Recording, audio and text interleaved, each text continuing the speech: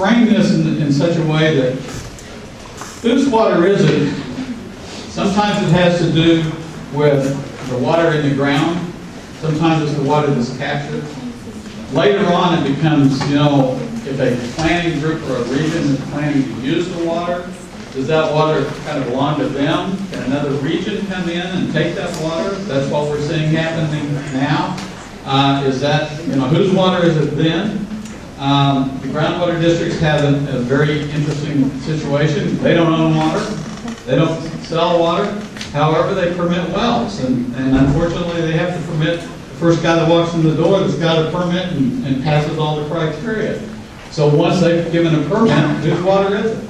So what I'd like to do is give each one a chance to have a few introductory comments. Then we'll kind of go into a little bit of a discussion, and as quickly as we can, I want to get you all involved and hear your questions, because I know that this is a complicated area. Yeah, it's the thing that us water wonks do, but this is where the desires of the people, the political desires, and the everyday desires get turned into what happens on the ground. So, thank you. Who would like to go first? Any volunteers? I'm Bill Richter. I'm from the Victoria area, and I'm a retired computer networking type guy at one of the large chemical companies. After retirement, I got involved with groundwater, and the reason I did is we had the Lower Guadalupe Water Supply Project coming into town, and that got my interest. So I've been at this for 10 years and testified. I've been involved heavily with the last 3 legislative sessions. But when we talk about our groundwater, we've got these groundwater districts. Well, see, first of all, I think you covered a lot of the things that I wanted to do, which was state the problem, okay? And hopefully that we can all state that our problem is that our communities are legislatively losing control over the transport of groundwater and the production or overproduction of groundwater.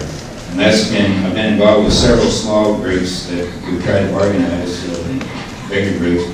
We just were unable to come up with a common mission statement. So what I'm hearing here is really great, because it's coming at it from a lot of different angles. We all have different issues with our water, but I think it's all one of our water going to another location to feed the higher growth areas.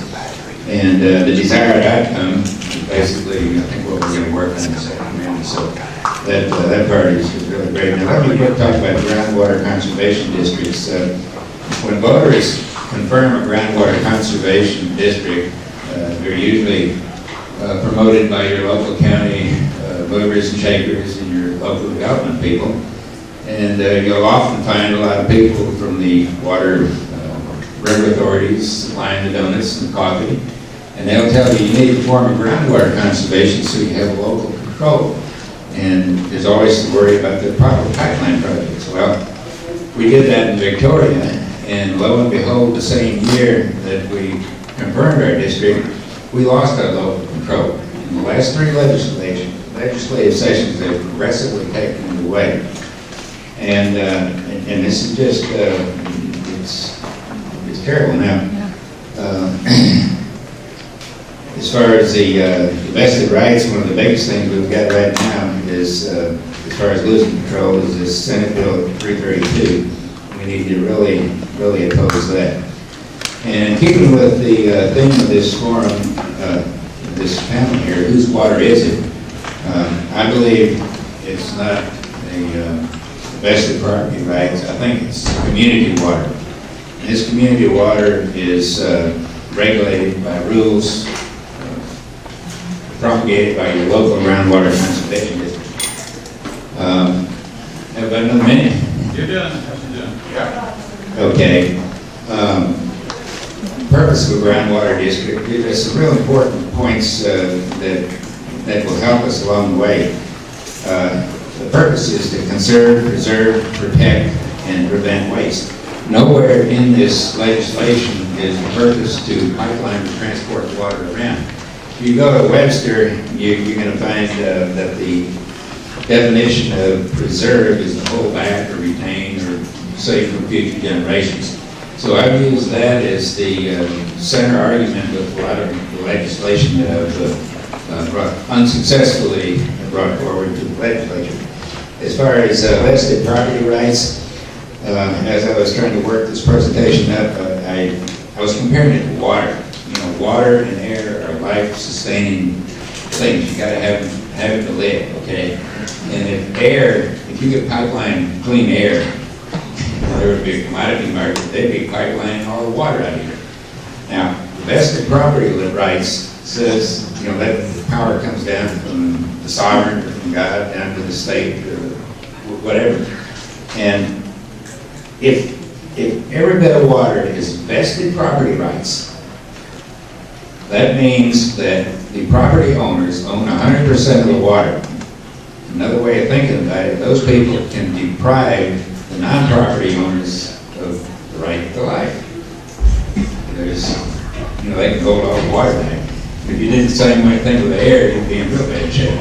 But anyway, that's. I think that's.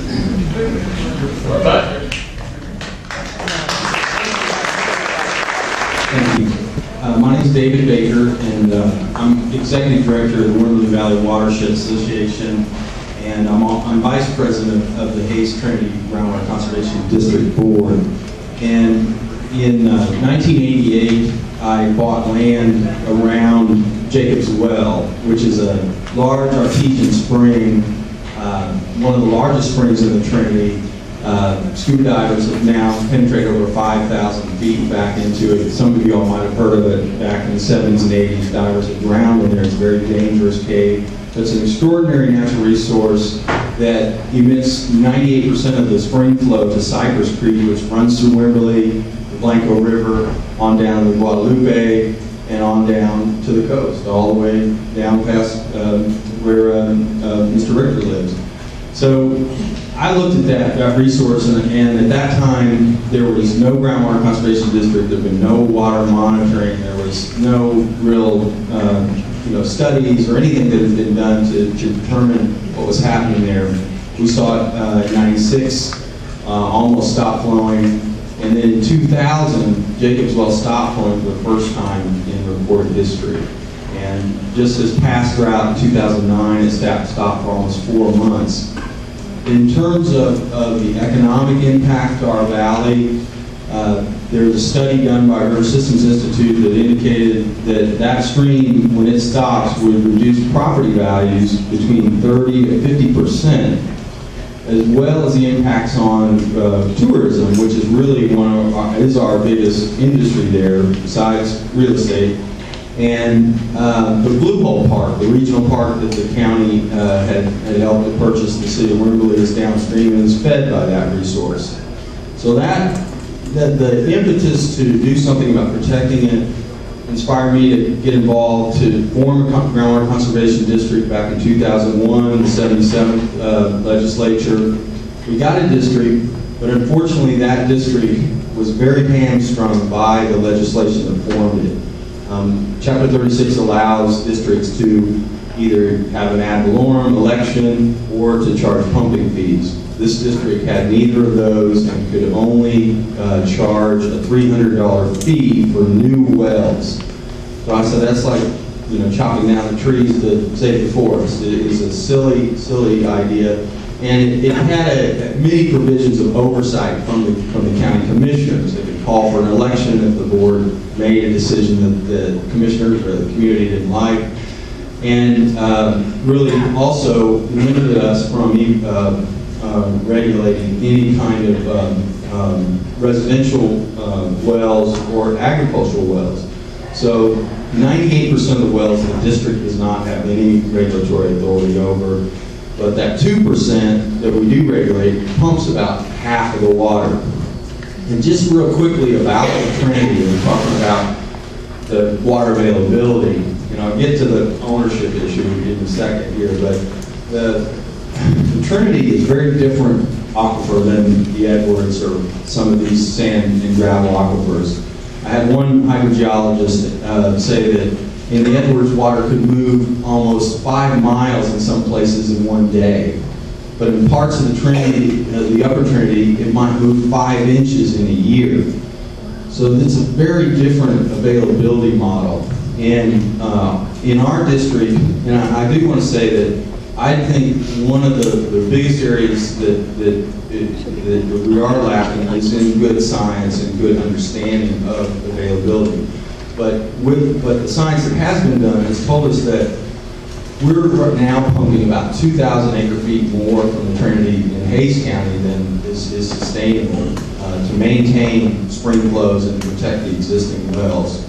This current policy, this DFC, or desired future condition that the GMA-9 passed, would call for a 30-foot decline in aquifer levels and a doubling of pumping in our district. And in 2009, we saw over 50 wells go dry, the spring stopped, and imagining the doubling of that pumping and the impacts that would have on our community, not only water supply, but these natural resources like Jacob's Well would be devastating. So, I'll go on about the ownership. I would just say, okay. I just would say that I think the oceans own the water, and we can steward it on the way to the ocean. So. That's probably true. So, one of the things about what he was talking about is those are very different aquifers over there. The ones we have here in our counties are more like that sand. They move inches per year. And the other difference is he was talking about, he's in a much smaller district with much smaller volumes of water. So there's quite a difference in the drawdown and the volumes we're talking about.